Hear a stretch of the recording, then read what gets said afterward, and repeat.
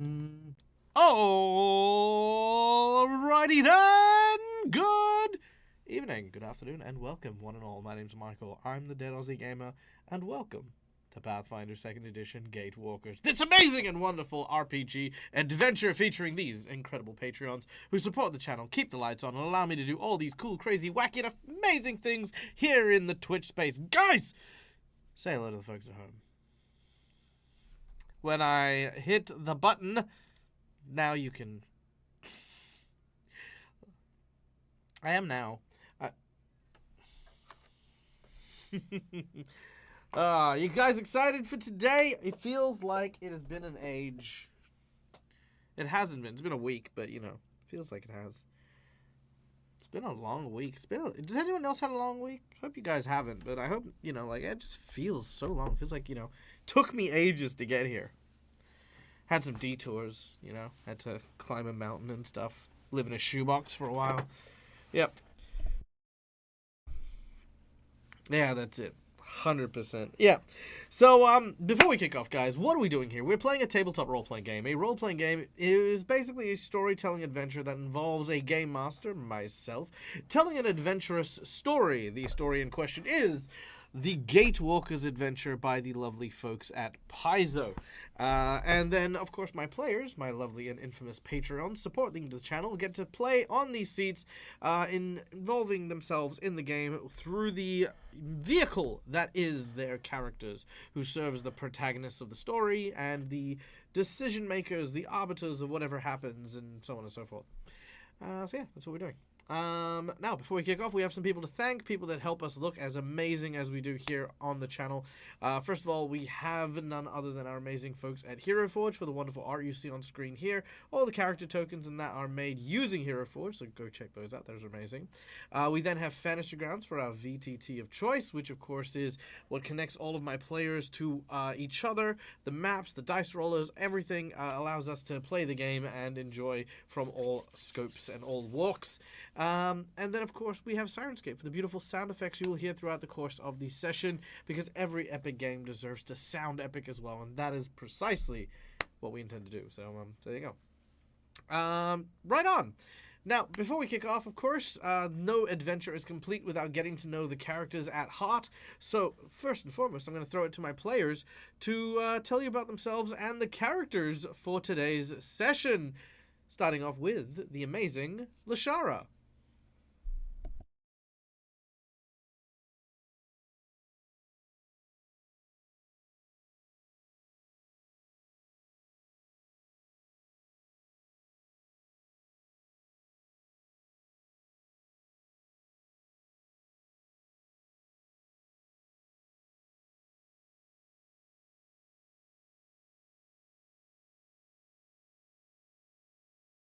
What is happening? No. This isn't me this time. Okay. Sure? Let's try that. Hello? Okay. Am I still muted? Is that good? Was that Hello? working? Why am I muted? I don't know. That was weird. Oh, I know why. Because my freaking computer crashed this afternoon, and all of my settings got reset, which is why the Gatewalker thing Sorry. reset, which is why... Yep, okay. I'm with it. I'm with it. Sorry. That was on me. Okay. Okay. Am I back now? Yeah. Okay. Hold on. Wait. Cool. Wait. Stay right there, OG. Stay right there. Don't move. Don't move. Just stay where you are. Nobody be alarmed. Maybe a little alarm. Yes, there we go. Perfect. Okay, one sec. Don't be concerned. Don't be concerned.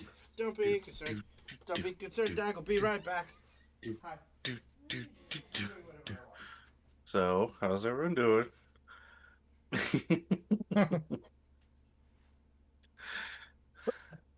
Don't be suspicious. Don't be suspicious. No, it's not the suspicious song. It's the Don't Panic song. I don't You're not supposed to move. know. Okay, well, Lushar can't talk, but Billertar can.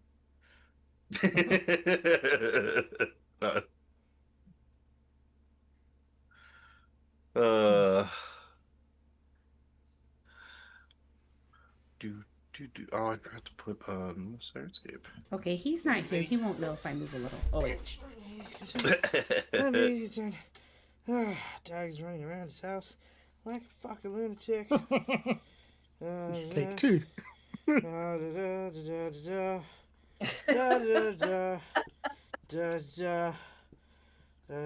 you got a little thingy. Fuck, what's the date? 31st. Okay. Click. Yeah, there you go. Alright. Okay. Alright. Nice. OG, take Yeah. two. Hi, I'm OG Lumikin playing Mishara, an elven witch. I'm traveling with my companion and familiar Magnus, who can transform into a Hellcat, and my little rabbit Monty, we picked up a long time ago. And yeah, she's here trying to work with everyone and to find the what happened during their missing moments, where she lost like 6 or 8 months of memories because she's trying to find her brother. And so here she is going into demon lands. She's a tailor, or was a tailor. She's now an adventurer, which she's still coming to terms with. And I'm Scully playing the usually angry and gruff dwarf Bill Rotar, the ex military man / mercenary, who's been doing a lot of his answering of threats and questions with his fists and various other sorts of armaments recently, as he was on a path of deep-seated vengeance against the people that took out his friends and colleagues and basically helped him grow up and learn his ways. Unfortunately for him, he's now stuck traveling with effectively the personification of that band, Ostra, who's being forced to be our guide for the time being. And hello, I'm Neil from Immersion Diversion playing Rangul. My Roga Bjorn. He is a thaumaturge who is an expert in trinkets, items of esoterica, talismans, and scrolls. His goal is to try and make a guild of both Castrovallians and Galarians, as he takes the names of creatures he defeats, stronger creatures than him, specifically that he defeats, to give as future titles to his guildmates. And also Hello? lost a bit of his memory too from the memories. So sorry, I'm good now. No. Okay, good. Hello, I'm Jen. I play Aelith, the ranger of the group, Elvin, and hooked up with this crew, whatever you want to call them, this hodgepodge group, hoping to find out what happened. And as we slowly go along is yeah, it's going to be very interesting to see how this adventure in the Demon Lands goes. All right, and of course, well, not appearing in today's episode is Viv, played by the wonderful and amazing McBluff. We wish Mac all the best, and hopefully they'll be able to join us very, very soon. But in the meantime, however, we are very, very, very, very happy to still announce and introduce his character as well. So, there you go. And then, of course, Ostra, the hobgoblin, who is a gunslinger, who is traveling with the group to try and find a secret weapon to protect his clan from being absorbed by the Iron Fang Legion, which is a bigger group of hobgoblins. So, yeah, there you go. Right on! Okay, now, before we kick off with today's game, we have one last person to thank, and that is, of course, our lovely audience members. Guys, you! That's right, you. Specifically you. Thank you so much for being here. Thank you for being a part of today's show and for, just enjoying all the cool, fun, zany, and wacky adventures that we have while we get to play. As such, we like to take a moment to invite you behind the GM screen in order to influence the game, play along, and have a bit of fun with us while we are gaming. Yeah, so, that's just what we're going to do. So, first of all, just by watching the show, you earn channel points at any point in time in order to influence the game while we play. These are just earned from watching the show and just enjoying what you see. The channel points can be used for things like insight bonuses, inspiration, wandering bosses, wandering monsters, divine intervention, divine healing, and, again, so very much more. So yeah, check them out. Then, of course, we have some monetary donations for those of you who wish to help DAG out with the, of course, monthly event reward thing. Now, we have hit our DAG survival check, so DAG can actually, eat solid food and stuff like that, which is fucking amazing. But also, now, we have a new thing that we are working towards, and that is, of course, the DAG crossover event. What is the DAG crossover event, you say? Well, it is where DAG is going to be taking to all of his players and attempting to run a game where we swap players from the multitude of tables that I run with one another for the purposes of a big crossover event in October.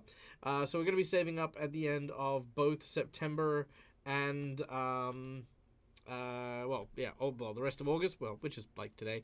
And yeah, just basically trying to do that. So yeah, if you want to see all the crazy and amazing and wonderful antics, yeah, just look that up. It's gonna be a lot of fun.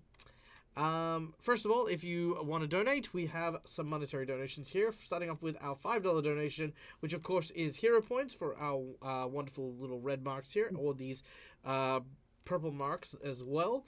Hero points can be used to stave off death, petition the DM for stuff that isn't in the rules, or roll with advantage. Jinx points can be used to counteract hero points, make bad guys roll with advantage, or complicate things ever so slightly. Our $10 donation is a draw from one of two decks of cards I have in front of me, which is the deck of Heroic Actions, which is, fundamentally a deck with some superpowers, as well as an emergency hero point, so that's kind of cool. The second deck I have is a deck of Plot Twist, so this is also a $10 donation, which comes with a number of really cool story prompts. I will then take said story prompt and add it to the game. For $20, such as the donation made by the incredible Christina for Rongo, it gives you a natural 20 to allocate to a player or a GM of your choosing. This is basically used as a natural 20 to critically succeed, because sometimes shit just needs to fucking work, and that's how we make it work. Then, of course, we have a $50 donation where there are 3 tiers of reward. We have our magic item to a player of your choosing. We have a boss buff, which greatly increases the difficulty of the battle the group is facing.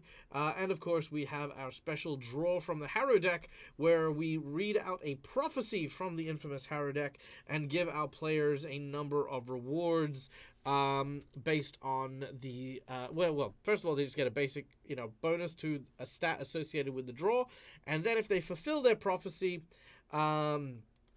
they will get a blessing from the entity within the harrowing thing itself. Yeah.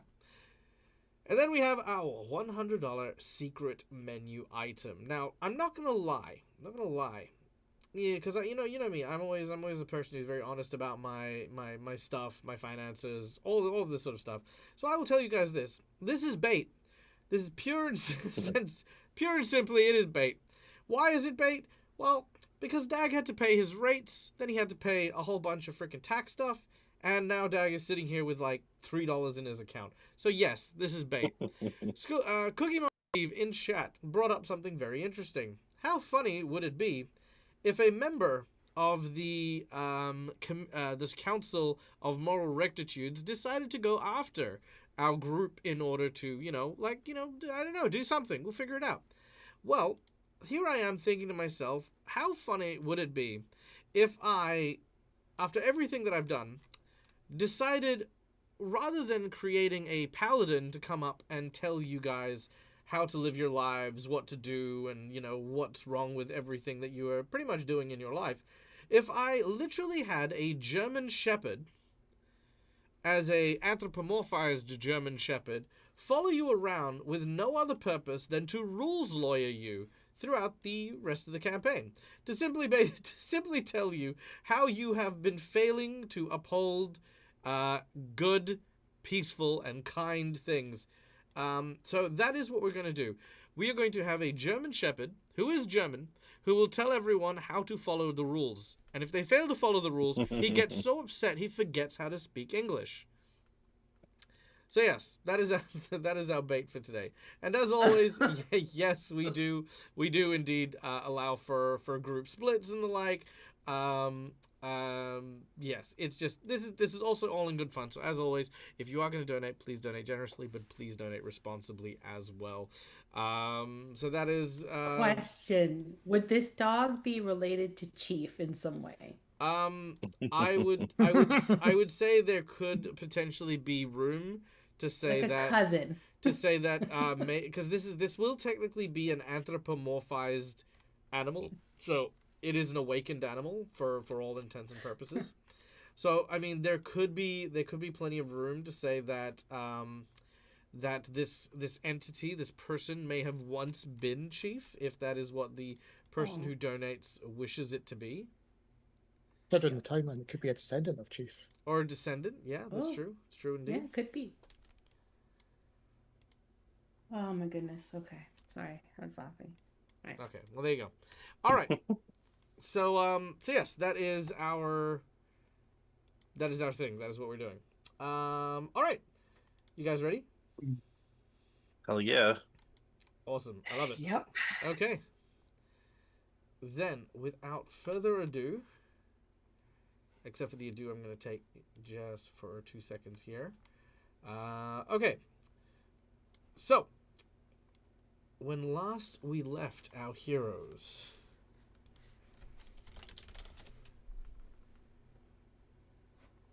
and hopefully the music will play. Give me the wagon journey, please.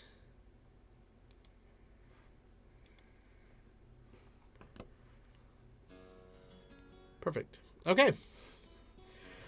Our adventure continues in the Sarkoris wastelands. Not too distant in the past, our heroes had found themselves... the land found itself wrought with demons and crusaders fighting against the armies of Discari as they were trying fervently to defeat him once and for all, so that the town, the city, the nation may find peace after the tearing of the world wound. Sure enough, after the Mendevian Crusades came to their conclusion after the events known as the Wrath of Righteousness, the lands are still healing, still repairing from all of the turmoil that they had faced, and our heroes travel across it in order to seek out something from the ancient time before the demons occupied these lands. Something known as God-sending, where they called upon the spirit of the heavens and the gods of the land in order to imbue power to those chosen few. Believing Sakuichi may possibly be tied or need to somehow or another commune with the gods of this land over this God-sending, our heroes follow the path of a shooting star as it fell from the heavens, guiding the astrolabe divining rock that Sakuichi has been using in its direction. Whatever this is, the path before you is now clear. So,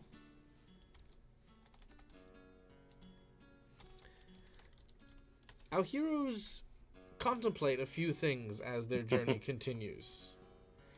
Firstly, Edward Riddleson, the benefactor of our group from quite a while ago, has somehow or another managed to get a missive to them inviting them to Lepidstadt once they have concluded their business in the Sakura score.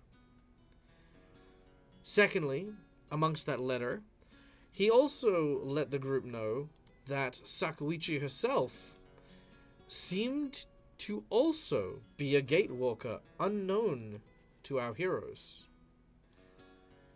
This was quite the news indeed, as our heroes, well, up until this point, had no idea that their companion was also someone bearing the mark of the Gatewalkers, who also suffered from the missing moments, who also, apparently, had been receiving visions of, well, Amyo, the man in the ram mask, and a few other things as well. When asked about why she chose to hide this, all she said was that the group seemed to have certain trust issues, and she did not wish or desire to bring those issues to bear while everyone was still getting to know each other. She would much rather everyone work peacefully than to potentially stir up trouble because of the Gatewalker nonsense.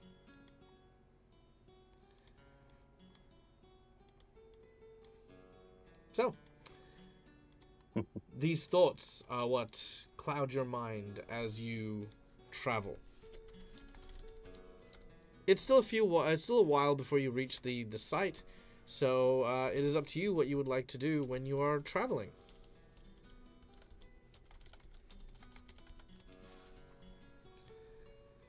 I would say for Lushara, when they're not camping, she's probably quietly sketching in the corner of the wagon and kind of observing everybody, or she's trying to convince Ace and Astra to teach her Goblin. That's what she's doing during the day when they're not when we're not camping. Okay.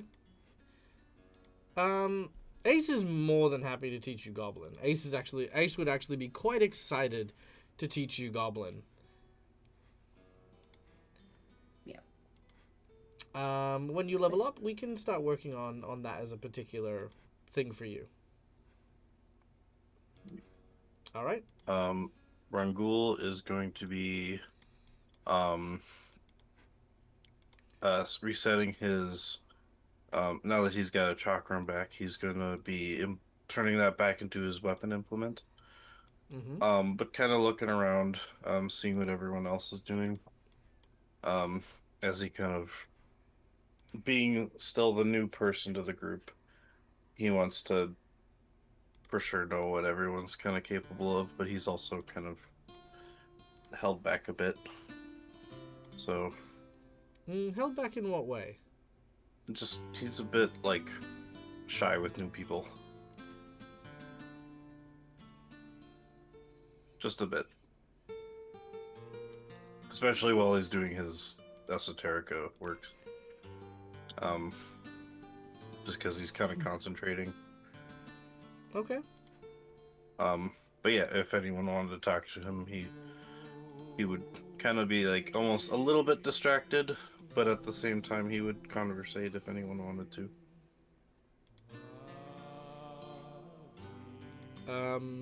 All right. Does anyone? Lushara would want to gather the group together when we're camping so we can get a little bit of space from everyone else. Not a problem. It's super easy for you to find some time to pull off and rest for some time, to rest the horses and not the horses, but to rest your goblin rider. Yeah. Mm-hmm. Yeah. She would want to have like our group just kind of a little bit away just so that we can talk. Okay. Yeah, and just kind of be like, so, I've been reflecting a little bit on what Sakuichi had to say about us. And I thought maybe it would be good for us to, I don't know, talk about why we're together on this. I don't think we know each other's motives very well and what our goals are.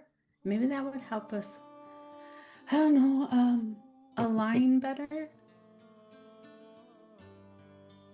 Well, what drew you all together? I mean, I know that Well, you and Bill are the last two no, and of Dave. the original group. So Lushara will explain about Dr. Riddleson, just kind of like how he pulled a group together, and that with the idea that we would work together to investigate what happened during the missing moments, and had been the one that set us on his path that led us to where we eventually encountered Aelith, and then catch Rongul up to what happened after that led us to meeting him. Just to kind of like, okay, this is how we all. Yeah. For our Okay, audience okay. members who Yeah. may not necessarily have joined in on that particular length of the escapade, would you like me to do the big recap? Yeah, or I can do it. I either mean, way. if you can, if you want to, yeah. Sure. All right. Well, then, Lushara explains that once we encountered Aelith, who helped us rescue a unicorn and find out what was happening in the forest, which was a druid who was trying to bring this elven curse but expand it. And then we discovered they were working with potentially someone called the Thin Man. So then we followed that and ended up in Nighthold, which is a very shadowy plane of existence where we encountered Kamipo, who hates elves. So he wanted to take this curse and expand it beyond elves and just like kill as many people as he could back on Galarian with the Shade Wither key. So we defeated him. We lost our first party member there, Elink, That's your good, thank you. who took on the mantle. And then we left with the Shade Wither key, stepped through a portal, hoping to get back to Galarian, and ended up on Castrovel, where we eventually, after getting chased by a really scary dinosaur, ended up meeting elves and finding out we had inadvertently brought the curse, the Oblimiate curse, from Galarian to Castrovel, so we had to help solve that. Where we lost another party member, Arsini, our undead sorcerer. And after we solved that problem there, we were guided toward a connection with Sakuichi and set up a portal so that we can get back there to help her after we found out that the one behind the Bloomgate curse and leaving psychic impressions upon our brand and the Shade Wither key was Osseo, the Black Frost whale. And that's where we picked up Rongo along the way when he came with his friend, a big tree. Yeah, I joined when your friend went missing, and then he turned into a giant skeleton dragon by that one guy. He did turn into a giant skeleton dragon. Your friend Viv still sad. has his heart, which is impressive that he was able to turn himself into that crystal heart. But Lushara keeps forgetting that Arsini is just a heart now, and she's like, "Oh, that's right. We have a piece of Arsini with us." But you met the giant, like, there. I forgot what it was called. It's like the was it the Thalassosaurus or something? The purple T-Rex dag. I do not remember the name of that, but it chased us and we ran. The psychic thing. The psychic T-Rex. Yep. Yeah, you met one of those. As Rongul was like, "Holy shit!" As he picked up, like his antennae actually go like, like what?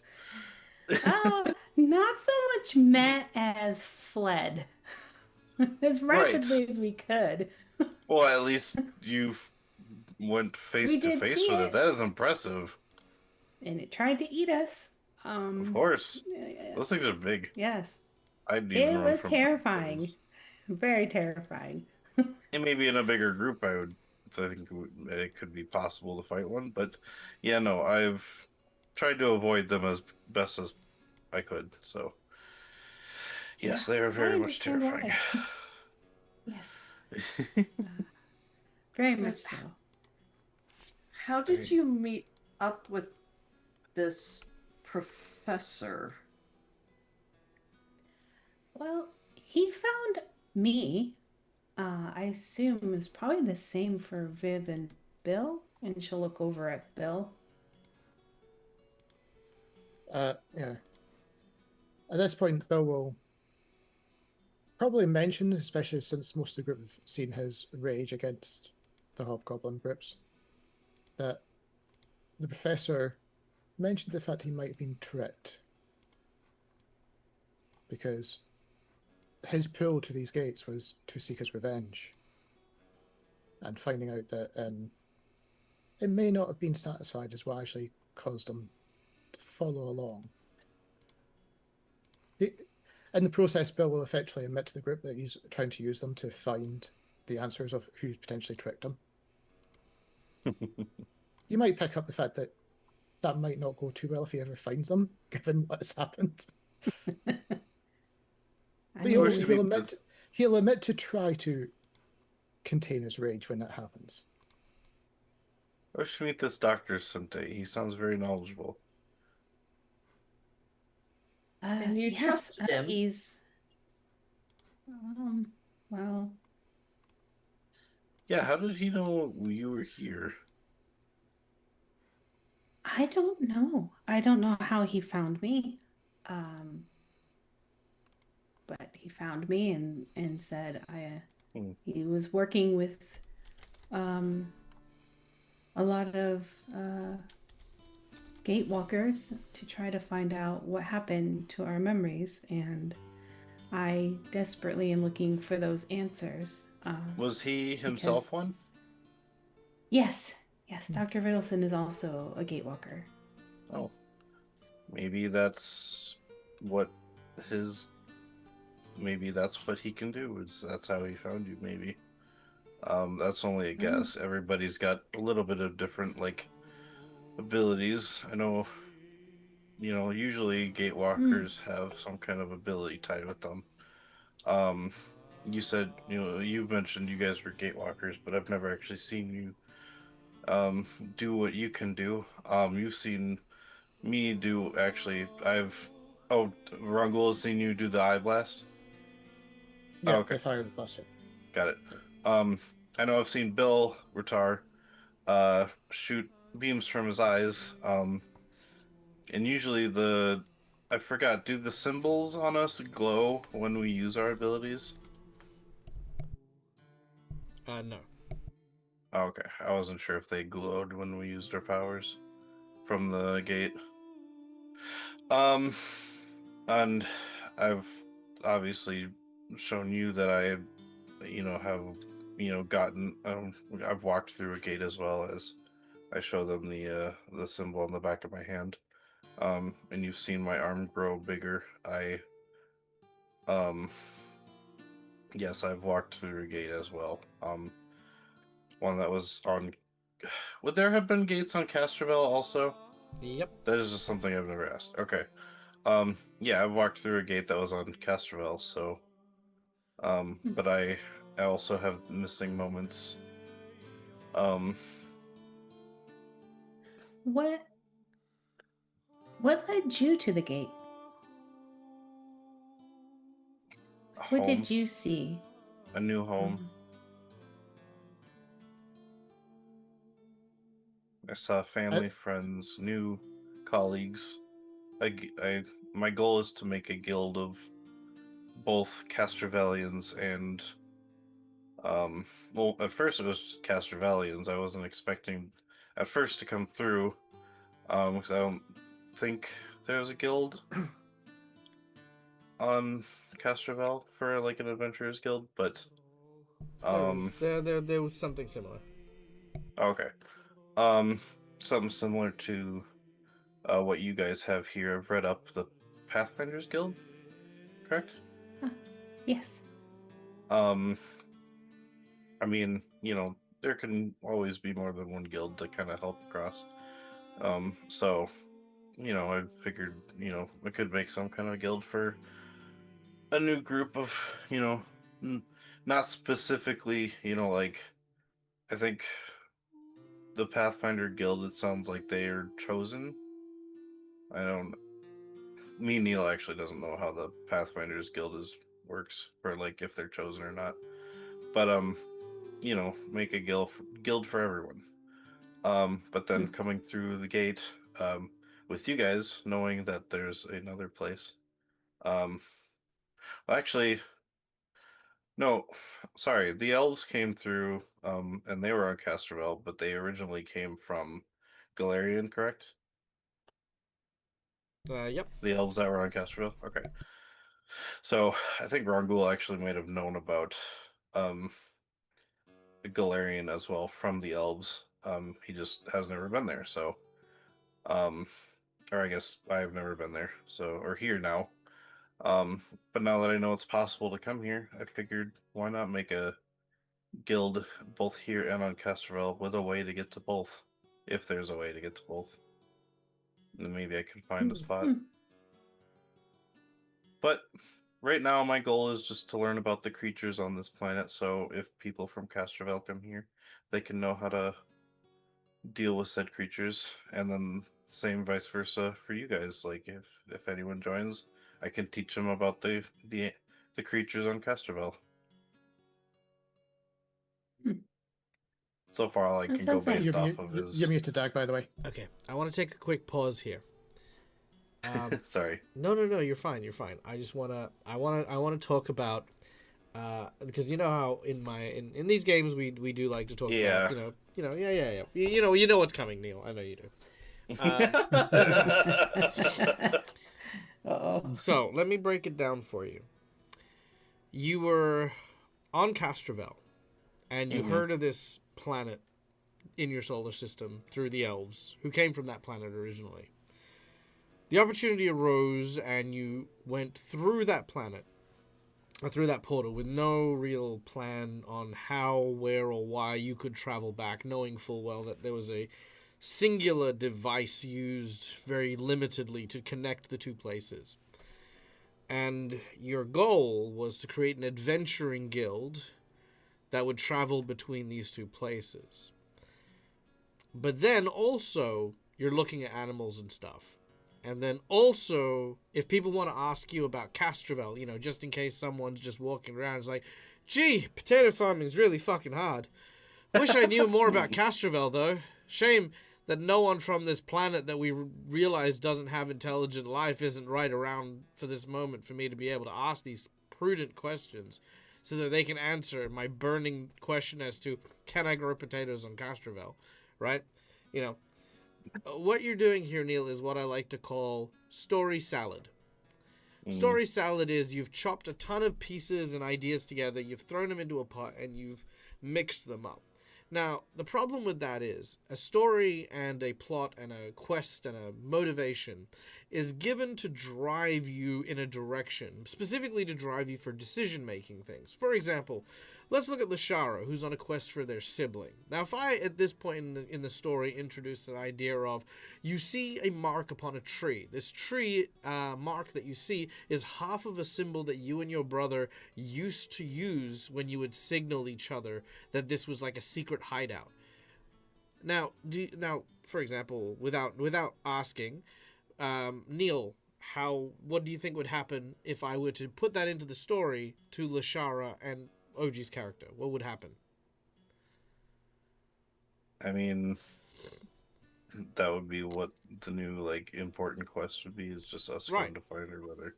Of course, because this is something that is very personal and is a driving force of this character's thing. Yeah. Now, if I had a random person walk up to you and ask you about Castrovel, how it's like, hey, you look like you know about Castrovel. What's it like? What happens? There's so much to talk about. Exactly. You're just here talking. Yeah. just expositioning your planet, right? But notice how it doesn't take you anywhere. Notice how you don't go anywhere. You don't do anything. Yeah. It's just so what that is that's just information that doesn't do anything to a story. It's just part of who you are and your identity, not an element of what drives you. You want to be you want to start a guild of adventurers. Were you an adventurer on Castrovel? Most likely, yeah. What do you mean most likely? See, that's what I mean. It's like you want to start a yes. guild, but maybe I was one. See, that's what I'm saying. Is you're not is you haven't committed to something, but instead you've got just a ton of little bits and pieces. So what I'm going to do is we're going to take this bit where Rongal is sharing this story. We're going to take it and we're going to put it in a bubble. I'm going to come back to it, Neil. I'm going to come back to it a little bit later on.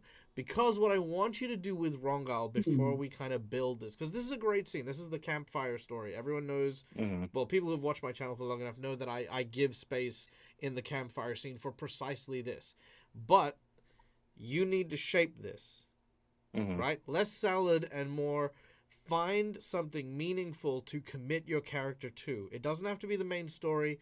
It doesn't have to be anything relevant to the fact that you're a Lashunta or the fact that you're a Thaumaturge. Doesn't need to have anything to do with those two things, right? But it has to be something that will drive you in a direction, because I want the others to see that you had a reason to come here. You know, even if it's something stupid and personal, like I was picked on. I was a shit adventurer. Everyone made fun of me. And I thought, well, fuck it. If I can't get good work over there, if I can't find my place in Castrovel, then maybe another place, another home awaits for me beyond the stars or beyond my own world. And it's a sad story, but it's still your story, you know what I mean? So however you want to shape that, I want to celebrate that. I want to bring it into the fold, but I want you to make a decision on it. Yeah? Yeah. I guess, I'm just saying, we'll put it in a bubble. Take your time with it. We don't need to do it now, but when we come back to it, we'll have another scene, but we'll insert that scene here. And I'm going to ask my other players here as well that this will be the time that we're going to be doing that. But just take for the time being that Rongal has said something meaningful as to his travels to here, and you kind of understand that he did go through a similar scenario with the Gatewalker stuff. He saw something that drew him in, much like you all did, and now he needs to find not only what happened during those missing moments, but also find a way to restore that which was stolen from him, which was, of course, his memories, his 8 months of what happened when he disappeared. Okay, doke? Rad.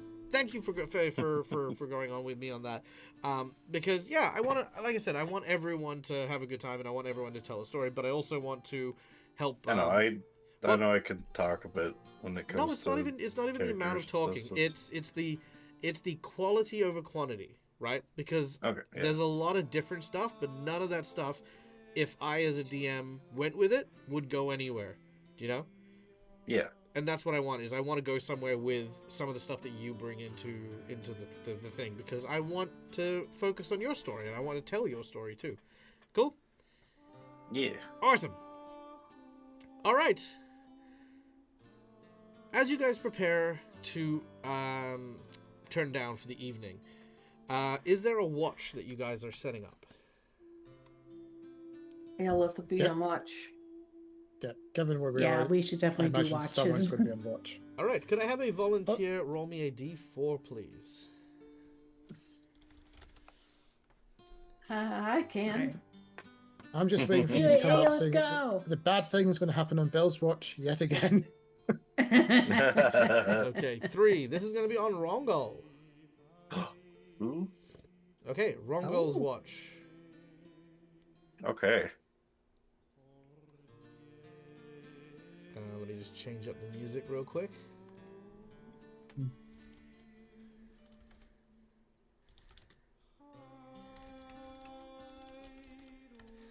There we go.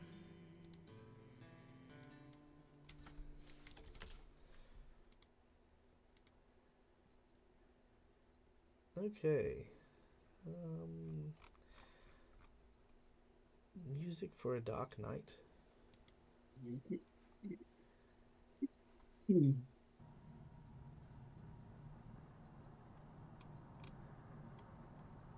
kind of creepy. Very creepy. Let's dial it back a little bit. Tiny bit less creepy, thank you, Sirenscape. Creepy, but not that much creepy. Oh yeah, this is okay. Kind of mysterious. So, Rongo, can I get a perception check as you are on watch? Yes. There it is. Okay. 19. With a 19, off in the distance, you notice that there seems to be a light slowly making its way towards you, trudging ever forward amongst the dark. It is getting closer. A lantern? Maybe? Definitely not moving like a wagon or a cart or a horse or anything. But definitely something moving with some speed.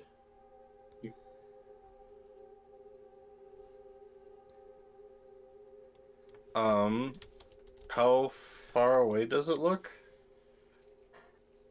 Probably get here in the next 10, 15 minutes or so. Okay. Geez, is it a big light or just kind of far? It Small does not light. look like a big light, no. Okay. I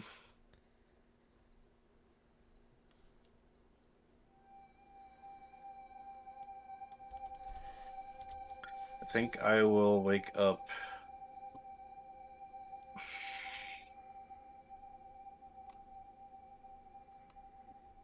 Aelith. All right. Aelith, you stir from your sleep as you feel Rongal gently rousing you from your slumber. Aelith, Yes. sorry What's to going wake you. I see a light coming at us. It's hard to entirely see. I think you have way better eyesight than I do in this case. Can you take a look? Aelith is going to look in the direction. Am I able to make anything out other than the light? Make a perception check. Maybe. There we go. Whoops. Skills perception. Oh, please, please, please. Yes.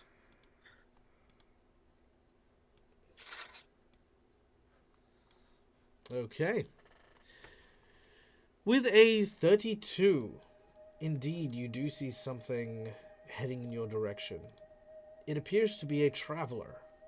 Somebody moving with some haste.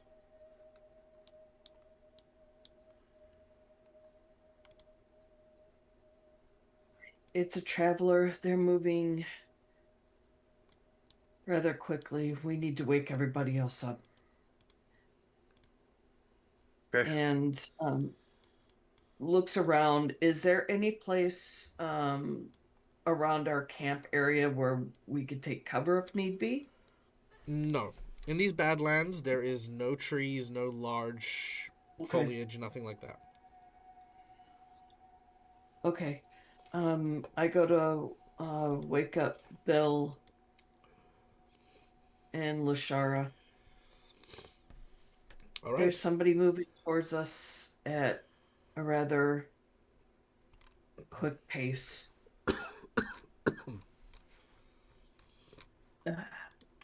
Okay.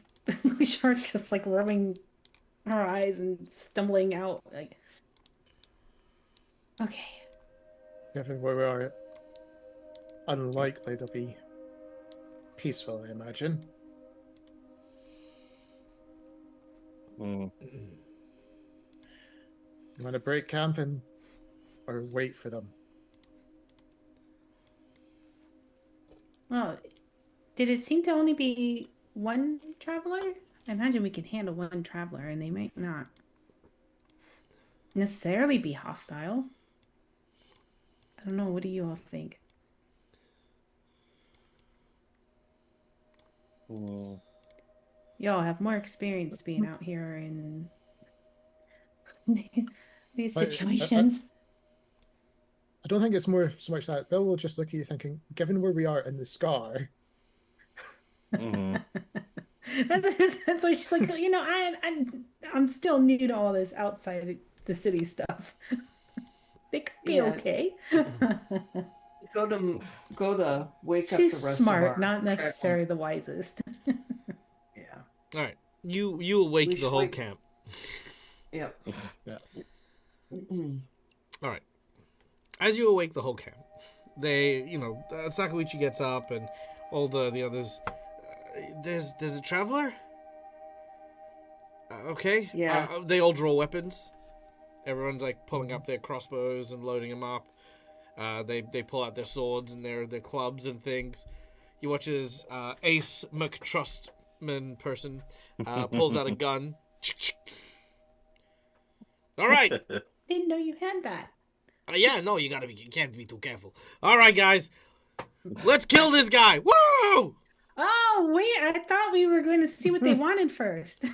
Oh, I'm sorry, I Is didn't. this the- I thought you were waking everyone up because I thought you needed everyone to kill whatever was coming at us. I mean, Well, I don't know. that just seemed. I'm deferring to them. Yeah, we were. Yeah, you didn't. I mean, what did you need all of us for? I mean, if not for violence. I don't know. Lushar will look at Bill and like Aelith, like, I don't know, I'm out of my element right now. I wanted everybody prepared in case there was. Yeah, right. Yeah, okay. Grab your weapons. Grab your guns. Like everything. They just. How many guns do you have? Two. Oh. Yeah. Just Lushar a wants lot to of stay noise. out of gunshot range of Ace. Like she Okay. likes Ace, but she's like, I don't want to get Alright. shot in the back. by accident. Eventually coming into sight, you see a lone figure moving, again, with a lantern kind of strapped to the backpack, kind of creating this bobbing, almost like anglerfish kind of like lure sort of look. It's not an anglerfish lure. I'm just saying how it's bobbing kind of in front No, of I it. get it. Okay. And in sight appears this individual. Oh, come on, you. Alright, there we go. What looks to be a werewolf, maybe? Seems to be walking towards you, but the werewolf appears to be dressed in rather fine attire. More specifically, curiously, is that they also seem to wear glasses, and despite having dark vision, are nearsighted.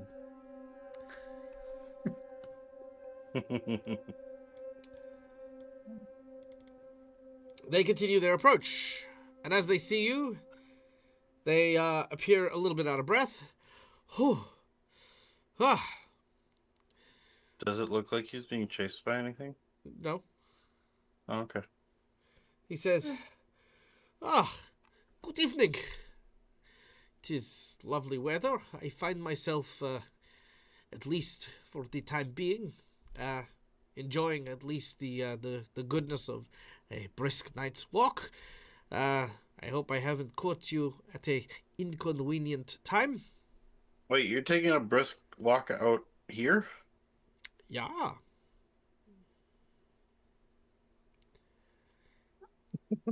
Who are you? Who am I? Where are my manners? My name is Yuri. Yuri. Yes, Yuri Klotzhauser. Nice. Okay. Hi. I'm Lushara. Oh, I'm more than aware of who you are. You are Lushara, and you are Sir Birota, and Rongel, and Aelith, and this is little Viv, and of course your large and hobgoblinoid friend Ostra. Your reputation precedes you. It is a pleasure to make all of your acquaintances. Bill gets a very strange head tilt by the fact that he was the only one introduced as Sir into the whole thing. Lushar is just like, oh boy, which reputation? Us as criminals? Ah, well, criminals is a very strong word. I wouldn't necessarily say that I am here on the behalf of your criminal activities within the town of Egade, which happened very recently, as well as the strange dissolving of the Council of Moral Rectitude, which I must say is a little disappointing because, of course, there were, certain things that they were doing which were very important. But no, I not really am coming from the that angle, if you follow my meaning. But a lot of what you said while in a gate caught the attention of me and my associates. You see, I am a representative of a particular order of individuals whose name we prefer to keep secret, for at least for the time being. But you can at the very least rest assured that I am here on behalf of one fortuitous and very widely represented organization. He fumbles around in his pocket and he presents a pocket watch, which he then flicks open to reveal. Haha, it's not a Pathfinder Wayfinder, but it is a symbol of Abdar. Abdar, of course, being the god of civilization, bureaucracy, law, and order, as well as commerce and economy and the like. You hear a gun cocking in the background. I'm gonna kill this fool. Bill put his hand out just to make sure the muzzle was lowered. Son of a bitch! Oh. Well, what made you want to come out here and find us? Well, that's just the strangest thing. You see, the orders that I work for, they are very interested in many of the things you have been saying, especially surrounding this psionic veil that apparently is trying to escape some sort of imprisonment, and this is no good. So yes, in a way, the idea of someone who is that powerful and that influential could potentially be just nothing but hooey, but when a group of adventurers tend to walk around through town as heavily armed as you are, attacking embassies and destabilizing small groups of community wellness officers and stuff, well, my church tends to pay attention to this. I happen to be the nearest officer who could come and administer my guidance, and so they sent me in order to accompany you as, well, there's no polite way to say it, but to make sure that you don't fuck up.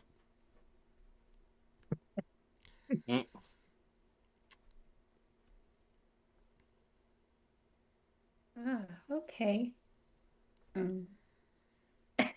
Charge is like, oh boy, we're screw-ups. That's what she's thinking. She's like, oh god, we're screw-ups. She's just gonna look at the others like, what do we do? Just, Look, as far as I'm concerned, just pretend I'm not here. All I will be doing is writing here in my little book and then sending words back and forth to my associates so that they know exactly what is happening at any given time. As for now, I'm just happy to have found you. I mean, like I said, this place is very scary. Already I've had to kill many demons. Oh, many demons. Have you seen the ones with the goat head that are on fire? Oh, my God. Not yet. Yes, no, Steve, No? keep them away. Oh my God, they are not fun at all. They also come with swords. They all have swords. Why do they all have swords? Do demons get swords when they are in hell? And then do they bring them with them? Are they hell swords or are they our swords? Do they steal our swords using our forges? Because that's a bit rude. Lushara's gonna hear in her mind, he says he's killed demons. He doesn't look like he can kill demons. But if he could do that by himself here, that's kind of terrifying. One moment. That's the first time you've spoken into her mind? No. Well, maybe. No. I thought I've done it once before. I have done it to Bill Return most of the time, though. I think last time we did it But- was in Chatting the with embassy, by the way. Yeah. Oh, okay. Oh, He might have been too focused on other things then. Yeah. Doesn't remember, I guess, because she's like, okay, that's weird. Okay, well, um, I'm gonna, she's just gonna turn to the others like, Like are we group just huddle. Oh, okay, one moment, Yuri. Yuri, yes. Um, I I mean he seems harmless, but um I don't know. What do y'all think? It's just easier to track what we're doing and let them know. That makes me very anxious. Not Yeah. gonna lie. We need to get that But book from him. you're going to steal his book when he just got here? No, well, I You're mean, right, I don't it wanna seems like be he's another gonna criminal. follow us anyway. Well- So should we just have him travel with us so we can keep an eye on him in case he Yeah. has I bad mean- intentions? But Bill will whisper more to Uncle saying, if you do that, read it but don't take it. okay. Just keep a note of what he's potentially keep writing on this each day. Okay. Astra, do you know anything about this group he's talking about? As you address Ostra, your hobgoblin, I want to just take a really quick moment to welcome in our raiders from the Dreaded GM channel. Hi, Dread. Good to see you, my excellent and awesome friend. So happy to hear that your September is going well, as is the Game Changer stuff. Thank you for bringing your community here. Guys, if you don't know who I am, my name is Mark. I'm the Dead Aussie Gamer. This is my place. This is my face. You can find me playing role-playing games here all of the time. Dread, if you're still around and you're not too tired, roll me a d20, my friend. Just the /RD20. It'll do it in chat for you. We're going to be using you as an inspiration for what's about to happen. Right now in our adventure, our group has, our channel has been donated a German Shepherd lawyer to oversee my party, who because this guy is a prospective member of the Council of Moral Rectitudes from the lands of Egade. So he is here to make sure that my party remains heroic and don't do things that are bad. And that's him, and he's a German Shepherd. A 12. Okay, we got a 12. So, Ostra's disposition and his knowledge, thanks to the 12 roll that we have on Dread. Yes, he is a German Shepherd. And he's actually a German Shepherd. He's an awakened German Shepherd. He's not a dog person. He is a person dog. Okay. So, Ostra, our hobgoblin. Ostra turns and he says,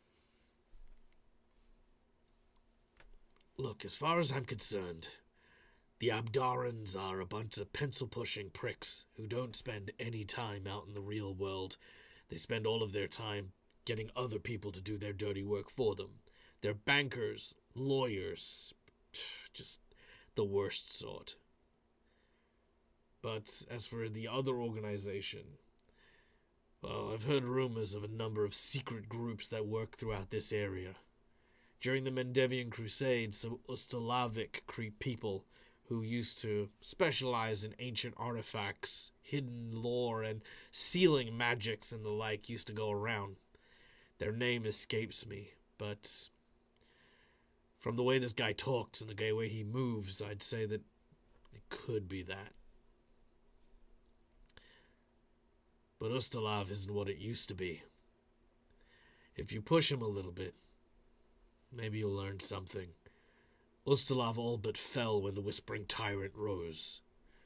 He basically took it over, filled it with the undead.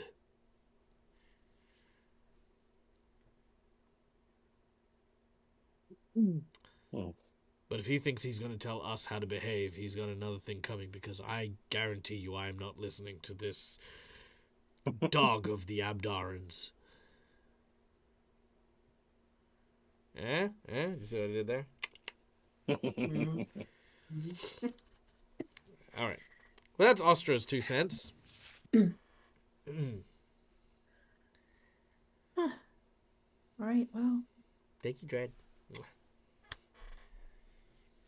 Get some sleep. Just what we need.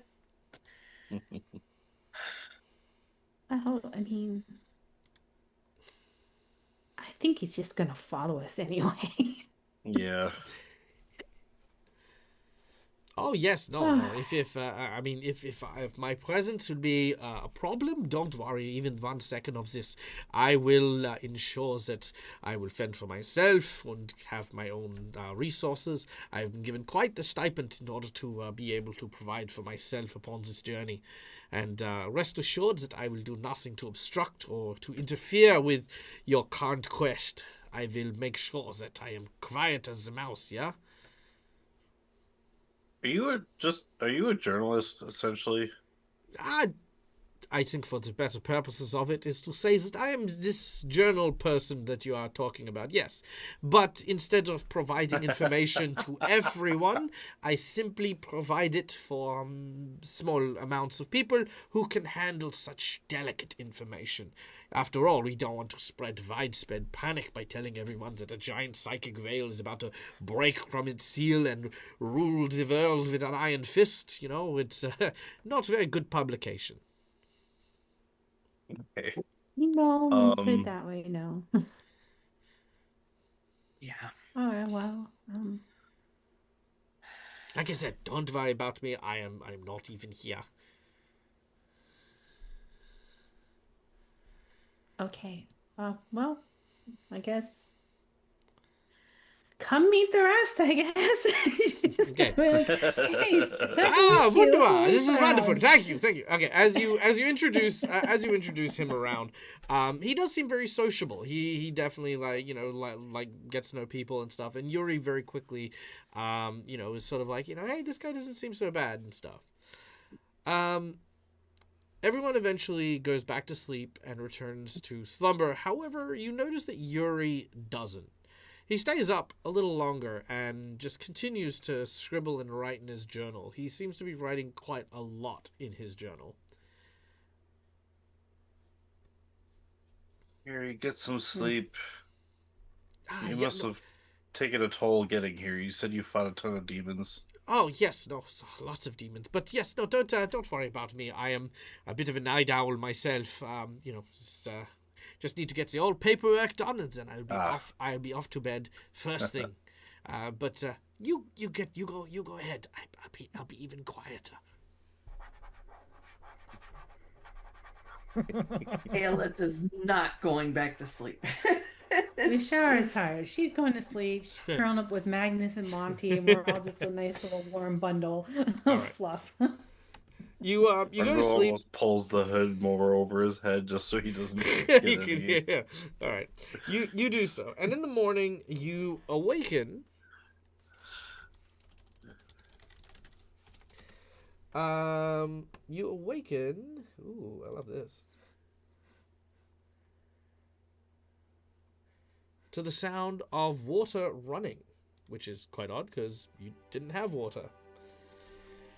All right, 1, 2, 3, and scrub behind the ears and scrub under the arms, making sure you get all of the places because fur tends to clump. Good morning. Doing? I'm having a shower.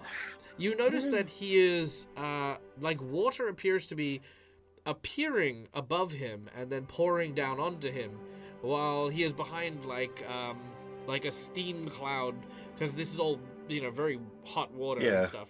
As this cloud is kind of like covering his unmentionables, but he is bathing. Mishara's It's day. Does he look like a regular person, not a werewolf anymore? He still looks like the same guy. He's a day wolf and a night wolf and a werewolf. Okay. You watch as he reaches up into the air and he sort of ties something together. It closes what looks to be a small bag that he then sort of tucks away. He shakes himself off, spreading hot water, like just everywhere as he Yep. shakes his fur. Ah! Quickly grabbing a towel, he sort of wraps himself up and He's a big ball of fur now. nothing like a warm, welcoming shower first thing in the morning, ready to start the day. Oh, I managed to find something for you, my friends. I heard that you are looking for something according to this. And While he's looking, I turn and I see like a tumbleweed that looks just like him. Now that he's all poofed, I'm just like, I just kind of looking between the two, just like, huh. He holds up what looks to be a sketch of the night sky with a meteor that's flying across it. Your friend Sakovici, she said she was looking for something like this, yeah? Yes. Yes, that's the direction we're heading. Well, actually, now that you mention it, No. Don't say actually. okay? Actually is always bad. Well, actually, now that you mention this thing, you see, there are rumors of a particular type of flower that exists here within the Badlands. It's called a moonflower. Now, these moonflowers, they tend to glow and shine up in the night sky and follow the bright light of the moon, which is how they are called the moonflowers. They follow the moon. Anyway, I was thinking, because Sarcosis is known for having such things, that perhaps maybe if we headed towards this path, and he sort of points a little bit off the beaten track, we might be able to cut down the time by using the moonflowers to guide us and follow the direction of the sky glowing light thing. I thought everything was dead in the Sarcosis scar.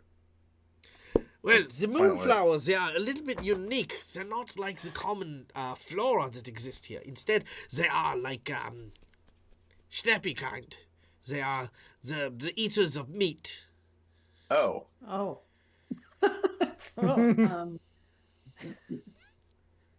Yeah, so the demons, they kill the Carnivorous people, flowers, and then okay. the flowers, they eat the people. The corpses. Oh. Do they eat demon corpses too? I don't know, but a curious question nonetheless, Herr Rongel.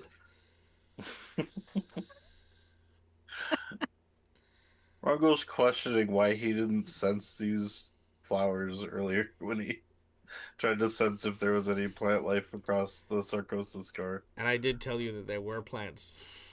Oh, well. They're just big trees. In my head, they were all dried out. And They are, but they're like still dying. plants and they're still alive. Yeah.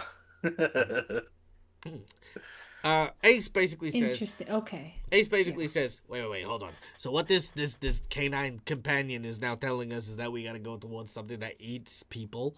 Like, I don't know, man. I like Sakuichi and her stone. That's still pointing this way, If we follow that stone, that's the way we're gonna go. I mean, who is this guy? He's leading us into... This is just literally leading us into a death trap. If you think about it, flowers are rooted, so they can't move. No. Go around. Look, Rongal, the only thing rooted here is us, okay? We're rooted, okay? If we follow this guy, that's all that we'll be. Can Bill roll an insight check, see if our lawyer friend is actually on the up and up? Sure. Make a perception check.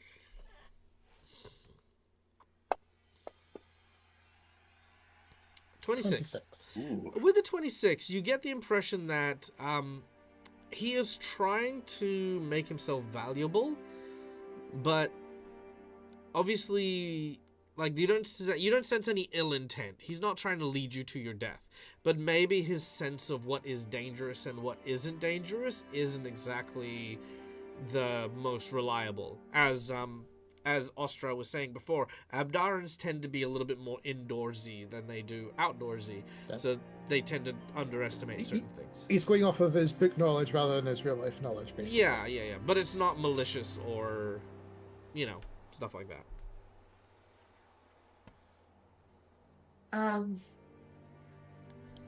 Well, it's kind of Sakoichi's quest, so I don't Yes. really want to, Yeah. I mean, it's our quest too because we want to help her, but she's kind of leading the way, so. Sakuichi will speak up at this point. Well, I don't know much of this land, and I do believe we took Ostra to guide us through this place. Perhaps he would know more, though my divining circle does point us in the most direct route. I know from many travels that sometimes that's not often the safest way to go. It's basically pointing us Okay. the way the crow would fly. Yeah, correct. Yeah. Yes, well, no, you are correct. We did ask, we did make a deal with Astra to help us through these lands. Um, so Astra, what is the best way to get where we need to go? Define best. You want to get there fast? Least deadly. Least deadly. Least Well, deadly. Look, if that's the case, then the dog might be right. I know that there are the fields of Yong, which are a battlefield that saw a lot of death. Because of it, crows and carrion creatures are all that really reside there. Plants like the ones you describe, yeah, I kind of remember them. Good thing about them is they don't run very fast. Usually they sneak up on you while you're sleeping or in camp, but if you're awake, you can basically outrun them. Outwalk them, really. Wait, these plants walk? Yeah. Yeah, they walk. Oh, that's so Oh, creepy. shit. All So, right, well, if that's the least deadly of our options, then what do you seems like a logical choice, but Hey, look, I'm just saying, even if it's the least deadly, you know, my giant vehicle here, we just plow through everything. You know, yeah. straight line. Well, you can all plow the through way. the flowers. Sure, say we do have a wagon. We can just run over the flowers, apparently. All right. Well, it is your call. What do you want to go with? The Yeah. flowers or the straight line? We vote in. Bill will vote That will flowers. He will offer to basically, assuming it's as close to the picture, to basically sit on the roof to get a higher field of vision Sure. as we're traveling. Yep, not a problem. Yeah. Ushara is Um, voting flowers. About Aelith.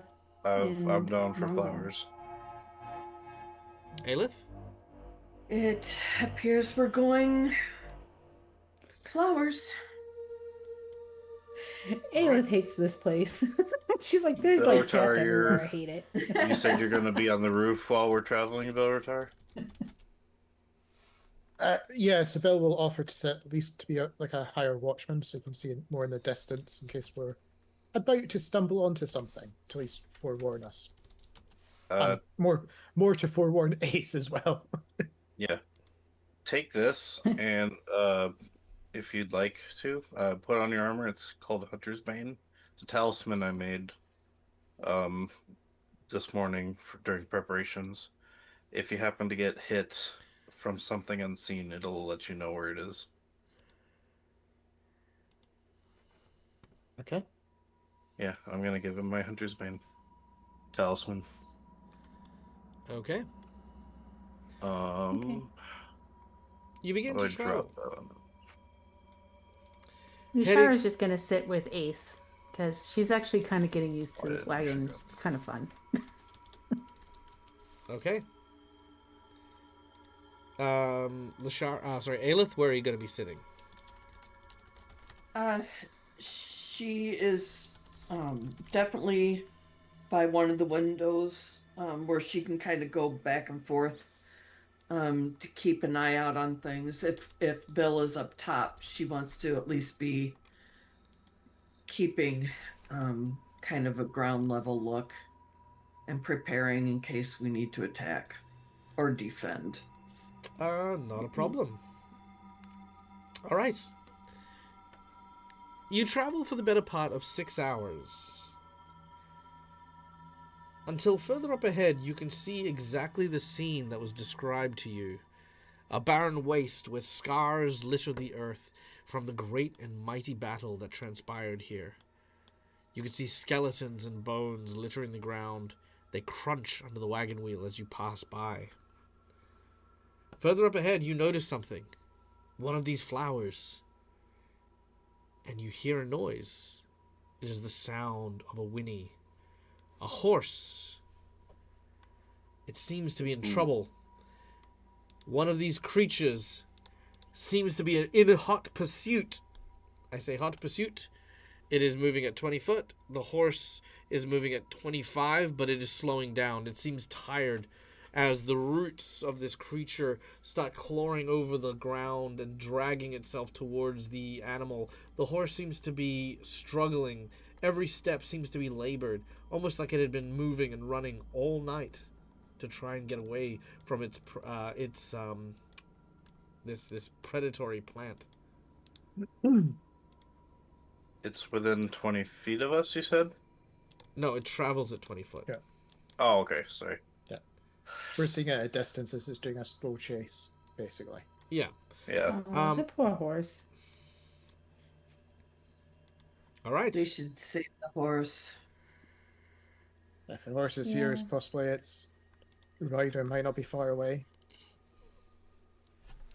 All right, let's. Oh, it's from the horse. Sorry. I thought they were talking about our horse. On our We cart. don't But have a no, we horse. don't have a horse.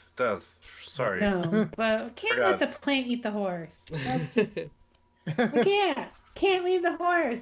It's an animal. We sure can't leave it. All right. Redirecting Ace to intercept. Ace looks at the creature, looks at you guys, and he says, I mean, you guys sure? I mean, okay. I mean, look, I grew up in a place where, things eat shit. That's his business. But okay, let's do this. As he pulls the wagon off to the side and begins to head towards it, we will roll into initiative. Woo! Oh boy. What's the least dangerous path? Oh, it's here. Hey, see that danger? Yeah, go get it. Okay, I guess. You put a horse there. Otherwise, it's Oh, like well, see a plant. before- I did. At the edge of the forest where the fallen star is located, the characters stumble upon a spooky situation. A wounded riding horse staggers out of the woods, followed closely by a large carnivorous plant monster. Complicating the scene is something that I'm not going to tell you, and a something that is carrying a something slumped in the something. I did nothing.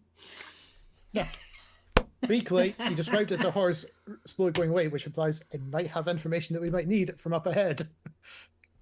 I'm just operating on the fact that it's a horse and the monster wants to eat it, and I want to save the horse. Exactly. Shara and I have one track mind here. But I did nothing. As the cart's pulling over, could I possibly give my root magic bag to someone before combat starts? Sure. You've got a little bit of time. Okay. Now, before you do so, what does your root magic bag do specifically, and do you believe this plant to be capable of doing whatever it is you're trying to prevent? I mean, probably not. I guess Then it does. don't- then It helps do- with saving then throws. Yeah. Then do not bother. That's the simple Yeah. answer to that. Is Okay. Yeah, very much like if like it's like if there's no need for it, don't waste time with it. Yeah. I Okay. just know that I can't use it. It specifically says I have to give it to an ally. Yeah, yep. So That's perfectly yeah, fine. I'll keep it for another time to use, and I'll just know that I Wait, have it. I'm also going to assume we've been fully healed by this point because it's been a couple of days. Yes. Everyone can please fully heal, and actually, before I forget, I will give you guys a long rest as well. Ooh, yay! There you go. All right, overnight rest has been accounted for. Everyone's wounds I Yay. have now healed. Okay, Ostra is up first. Ostra has no interest in participating in Yeah. this battle because it is a creature trying to eat, and we are bothering it. The plant creature is still moving towards the horse, Aleph, you are the next person up. The plant creature is, I'm going to say this now, it is 60 foot away. Okay.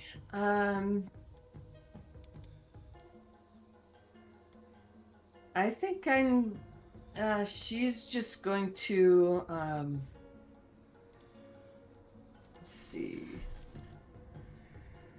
Yeah, she's gonna fire her bow at it. All right, drawing out your bow, you aim and loose an arrow, which roars across the flat, dry badland ground, and the winds pick up and it whizzes past some of the leaves of this terrifying creature. Okay. She'll try it again. Your second attack, you aim again. This. The arrow flies and a 22 will hit. Okay. And here we go. Nice. 10 points of damage. However, it seems to be very resistant to your attack as the arrow embeds into the center of it, but then sort of falls to the ground. The creature recognizes the attack, but continues after the horse.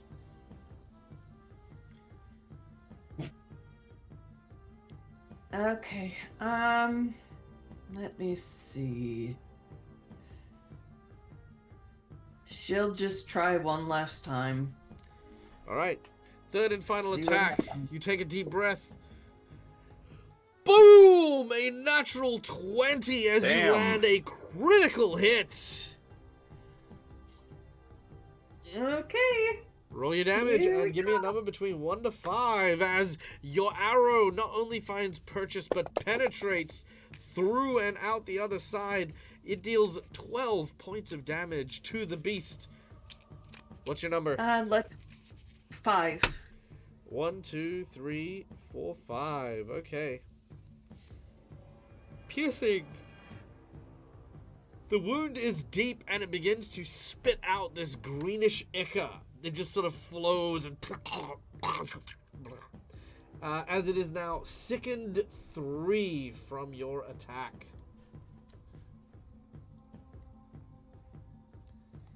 There we go. Sickened, and that is sickened 3. Done and done. All right. That was Aleph. Okay.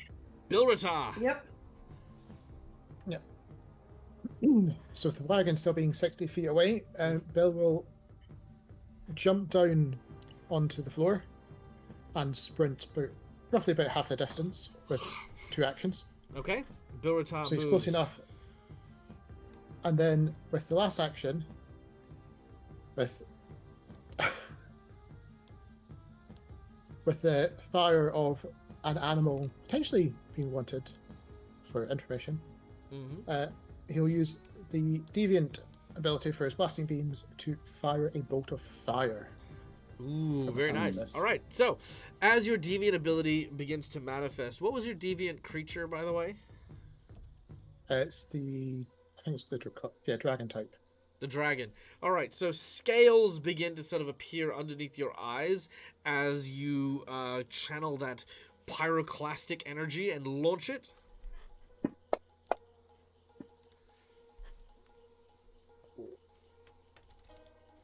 Can I use a hero point to reroll that, please? You may.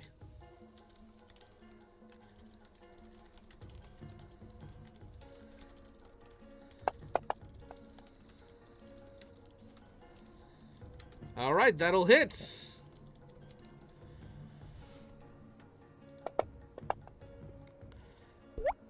All right. With weakness against fire, you watch as the fire begins to ignite the plant creature. It sort of like wriggles and writhes in pain. Yep, and I just did the roll for the backlash. And yep, the backlash roll is fine. You do not suffer backlash, but your backlash increment now Goes up. goes up. Okay. Anything else, Birata?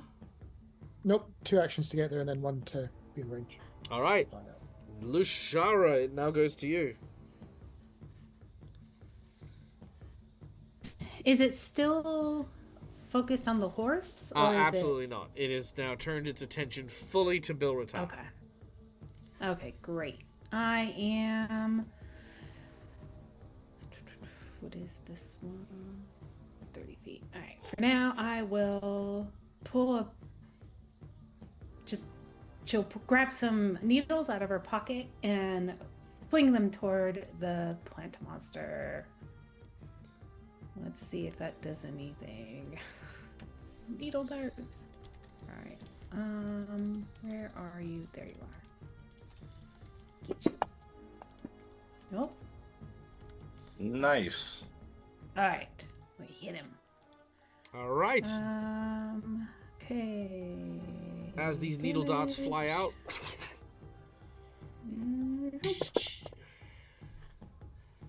It takes 1 damage. It's just like, okay, that's not that great. You realize between Lashara and Aelith's Yeah. attacks that physical piercing damage is probably not that effective against this Yeah. creature. Yeah, that's where she's like, yeah, okay, that's not gonna help. And then she'll just cast shield on herself just in case it spits. All right, not a problem. A shield of force begins to follow you around. As we then go to Rongo. That All right. Rungul is going to try and communicate with it as I close my eyes and telepathy think and try to speak and say, "You need to get back up. You need to back up. You're gonna die if you don't leave now. We can help." Not with the horse, but maybe with something else. Okay, you need to solidify your ideas. Ask, say, these are plants. They're not. Okay, yeah, sorry. Will you eat demons? Demon meat bad. Pain. Kill. Hungry. Shoot. Tony Carlson. Hi. Wave. Oh no, the plant's talking. It's Tony. broken the 4th wall! Everybody down! Oh god! Oh god! Who's Tony?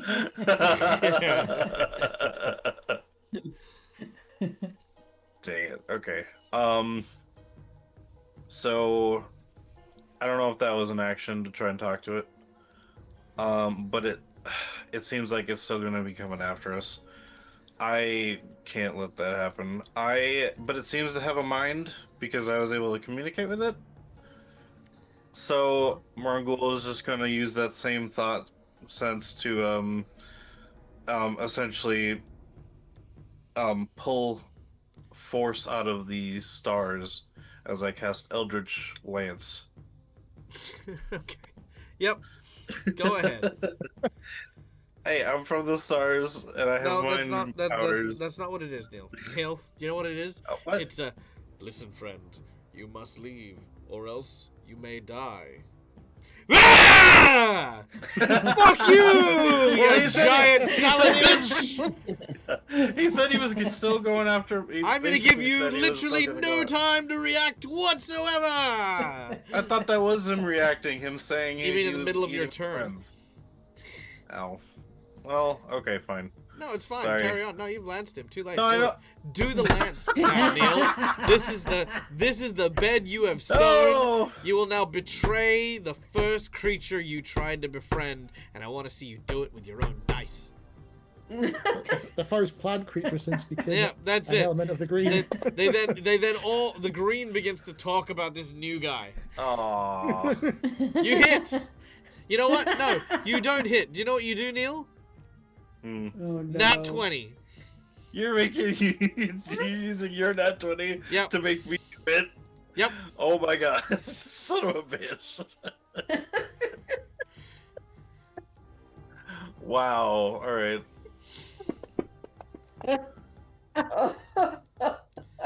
32 damage. As the creature cries out in agony, cries out in pain. Give me a number between 1 to 5. 4. 1, 2, 3, 4. Oh, that's actually pretty cool. Vampiric feedback. You deal half as much damage you do that you did to it again, and you gain Okay. that as temporary hit points. Oh shit! So that So is he 16 takes another 16 points of damage. Yep. And I gain 16 temp. Damn. Okay. Yep, there you go. As you siphon life out of him and into your body with your spell. Yeah. So, and what that it says, you condense a beam of mind assaulting eldritch energy from the dark spaces between the stars and fire it at a target. All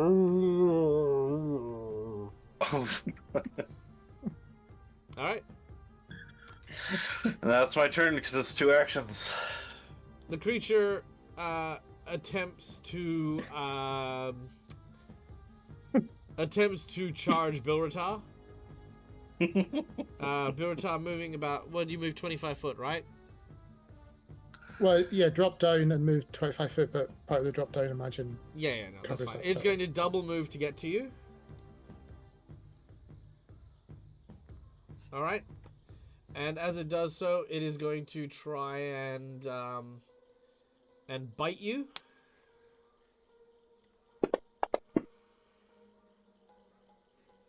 It manages to hit you, and with its jaws, it grabs you in its mouth. Pod prison. It has swallowed you. You're wrapped up tight. Yeah, okay, cool. You've been swallowed. Oh, it's gonna try and swallow you, should I say. Oh. You do not manage to avoid the swallowing. Oh no. Alright, Bilrata, you are inside of it. Bloop.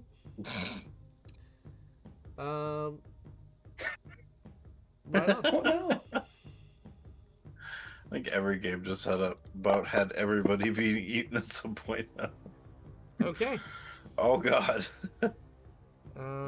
Wait, what was that? Persistent damage from the bleed. Who did Yeah, this? from Lashara's. Oh, yes. That's right. Lashara's needle darts. Yep. I knew I should have given it to someone. All right. Aelith, you're up. Oh, that's Oh, save. boy. So Yeah. now Again, it the hex bag will not is- save you from being swallowed. Or bleeding, yeah. It's a save thing. So shush. I forgot. Um, Sorry.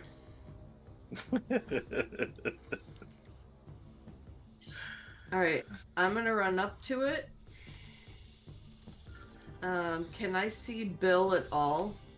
Yeah, absolutely. Oh, wait, no, because he's got swallowed. You can't see him at all. Okay. Well.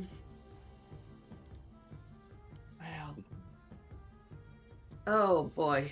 I guess she is going to. So I ran up. Okay, so you're running up. That's one action. Yep. I'm gonna pull a dagger. And I'm gonna try and slice at it All right, go ahead. to try and free Bill.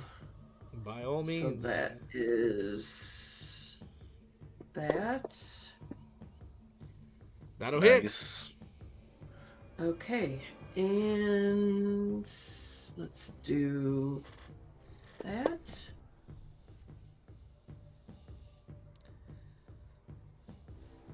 Okay, she's gonna try one more time. So then that is gonna be that one.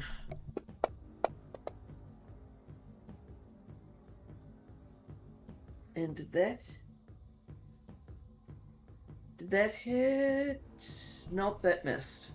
Okay. Well, All right. Well, one slash across it definitely injures it. As we then go to Bilritar. Yeah. Oh wait, no, that's a move and then a slash. You got one. Oh no, then your second slash missed. Okay. Yeah. Bilritar, you're up next. Yeah. Surprisingly, Bill's clan dagger does not have slashing, which is a bit of a surprise.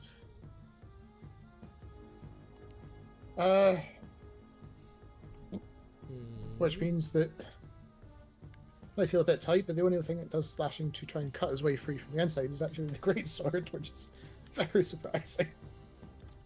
So unsheathing is great sword to try and pierce in and cut and exit. Yes, so you're going to be attempting to rupture its gut. Yeah.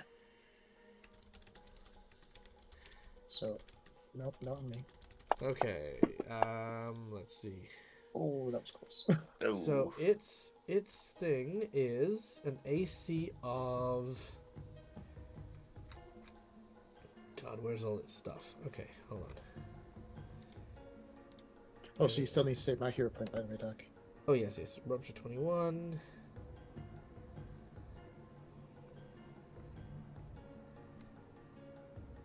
Okay. Does it have, like, an AC and things? No. Oh, it's a regular. Okay, so basically you make an attack, you deal damage with a slashing or piercing weapon, then you rupture it if you do 21 points of damage, and you can crawl out. Yeah. Cool. Sweet. Firstly, I missed, and I noticed I'm also slowed while I'm in here, so... Yes. So you've drawn out your dagger, and you've gone for a cut, and the cut... The great sword. Oh, the because it great didn't sword. have slashing. Yeah. Ah, yes. Okay, cool. Anything else? No, because I'm slowed. I've only got 2 actions. Oh, yeah, right.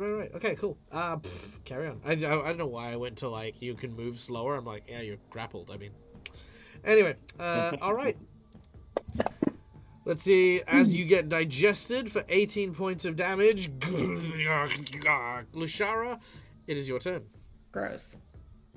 All right, we're going to try a different tactic this time, and she's going to make a gesture so that these threads come down on top of the plant. She is casting Void Warp on it. Ooh. All right, Ooh, I let's love see if that. that gets him. Okay. Ah, succeeded. Let's see. It's a basic fortitude save, so I guess it's half damage then? Yeah. Okay, so we will draw. If you drop it on him, it should automatically do it. Yeah. Or maybe not. That might be one of the spells that isn't... Oh, maybe Correctly not a basic activated save. attack. Maybe it's a... Let's see. No, there's a few spells that don't have it as basic in the automation. Ah. Oh, I see. So, Does it You say would just basic take save? half of Even though the text says it, yeah. Does it say basic save? yeah, it says it takes a basic fortitude Okay, save. that's and then alright. on, Not a problem. He will just... I will just heal him 3. And that's fine. All right. 3 points of damage. Okay. That was 2 actions, and then she'll just recast shield on herself. Shield, I think, has a duration, doesn't it? 1 round. Ah, 1 round? Okay, carry on. Yeah. All Yep. right. It's equivalent of the ray shield action deck. Ah, okay, cool. Rongo, you're up. Alright, I will move up 20 feet. Okay. And then take out my chakram Yep. and toss it, trying to slash around the base, trying to cut where I see the bulge in its stem, where Bilritar could be. All right. If you're going to be doing that, you'll need to search, which will take up your third action. But you can just make an attack anyway. Then yeah, I'm just gonna attack it then. Yeah. As I chakram throw. All right. Your chakram flies loose. Oh, but it still hits. hit. All right. Ah, that was so close. Yeah. It was. Okay, that is 9 points of slashing damage. All right, and then it kind of rings around its base and then comes back to me. All right. Now returning. Nice, love that. Okay, back to the creature. It turns and runs. It's got Bill. Oh shit! It does, yeah. All right, it travels 60 foot. Oh god.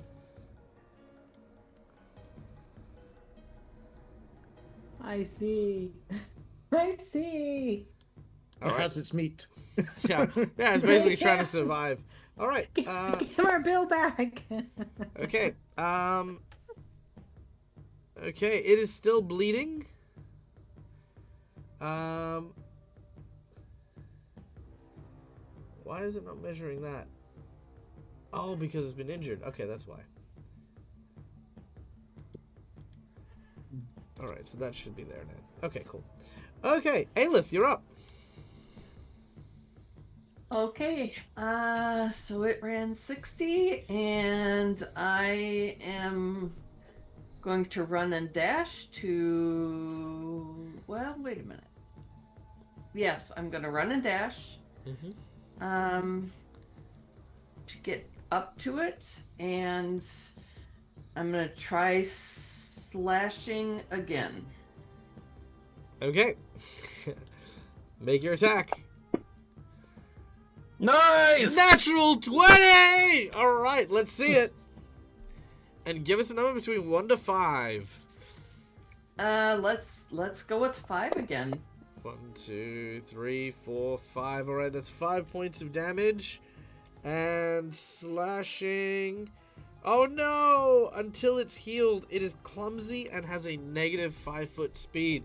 It is now. Ooh. You now hobbled it as you cut some of the root vines away. It is crying out in agony and in pain as it's trying and struggling to just escape.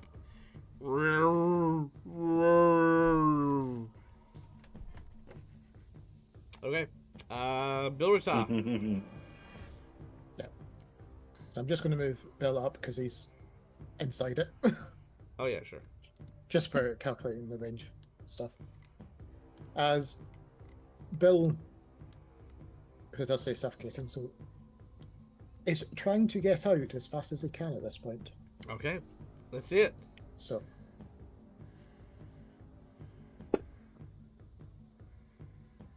All right, that's a hit. But before you roll it, I'm gonna jinx point it. Oh.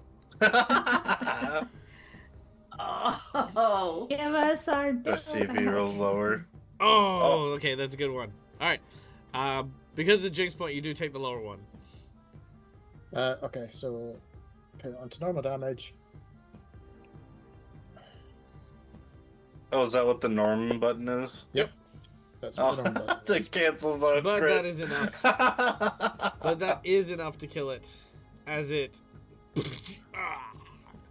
As its guts open up and Bill Rata roars his way out, great sword cleaving it in twain. Can we say he does the Grax thing? Oh, Comes yeah, out, yeah, yeah. Yep. Killed it from The the inside Grax out. thing.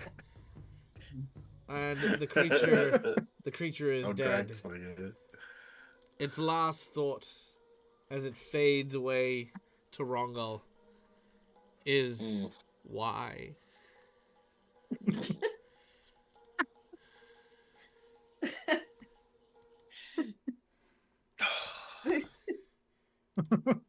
Ruggel's just like, damn it. I'll have to try it with a different one.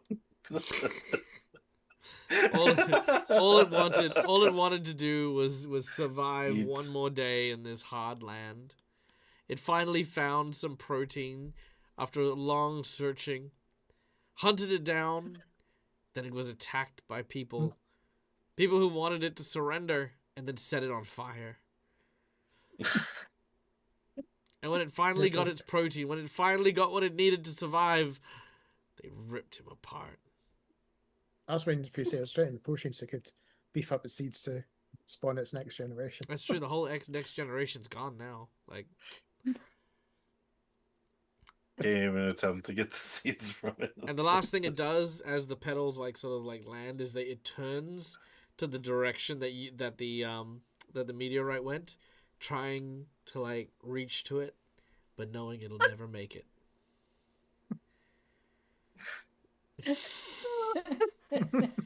Meanwhile, the horse is sitting there. Yeah, I'm yes, I'm gonna gonna try go and check calm on it the down. horse. The horse is super calm. oh, okay. Yeah. It's been rescued. Yeah, Lushara's gonna go check on the horse, and You know how funny it would be if the horse was a dick. just kicks Lashara. Don't touch me. I'm a prize horse from the Mandevian The white Crusades, you horse. peasant. see, Bell's not gone to it because obviously he's trying to with all the plant guts at the Yeah, fair, present. fair, We fair. should probably No, he's not an forget it. asshole. He's a good horse. Okay. just the Oh, horse. Yeah. Okay. Make a survival check. Let's see how the peacemaking of the horse goes. Because again, it is a bit It is a bit. Okay. It's injured. It's Yeah. tired. It's a whole bunch of other stuff. No, not that one. That's the wrong one. Ignore that. There we go. Survival. No, that was not survival. Calm down, Dice. You weren't supposed to show up. Not that great. It's like, hey, it's okay, it's okay. That's a critical fail. Yeah, she's like, oh boy, Aelin. You know how I said. Ayla's is way You up know how there. I said. Rungle's gonna- You remember how I said that horse wasn't gonna kick you? Lushar is not familiar with horses. oh, Okay, I'm sorry. I shoot the wrong way. All right, Lashar. Oh wait, actually, what's your AC -2, by the way? My AC -2. Yeah, it's not 15. Would be 19. Okay, you're good still. Okay, cool. Yep. So yeah, with a back leg just basically just whipping around and kicking you hard. Yeah, the horse is not. It's frightened. It's trying to protect itself. Yeah. Rungle will Didn't want run to. up to He's the just horse. gonna be like, okay, and, okay. Rungle will run up to the horse and just be like, "All right, it's okay, just slow." Don't run at it. Make a survival She's check. just like, don't run at it. 22. Jinx point. You did say Jinx point. No! Shit. I was like, you said it really quietly. I'm like, did he mean to say that? I did. Same Oh, roll. okay, same roll. You're fine. Ooh. Okay. Yeah, it seems to calm down enough to lie down on its side. It's breathing rapidly. It's open mouth. It's panting. It's definitely stressed out, but it is calming down a little bit. Now I don't want to take up too much time here because I imagine you guys will try to tend its wounds. You'll try to look out for it. The question is what do you do with it afterwards? It's been bandaged up and it has been healed. It's on the mend and might need a little bit of time to mend properly. However, as Ace points out, we would be slowing down a hell of a lot if we were keeping pace with an injured horse. But it's up to you guys. I mean, the horse was here before. The horse might be here afterwards. You know what I mean? Like, Yeah. it could be a free horse. Yeah, you did say it was appeared to be a Where riding horse, demons which would reside. imply saddlebags. Correct. There is a saddle and there are saddlebags. Is there anything obvious in the saddlebags that would denote who this horse belongs to, or any other items of note? Yes. So, what you find is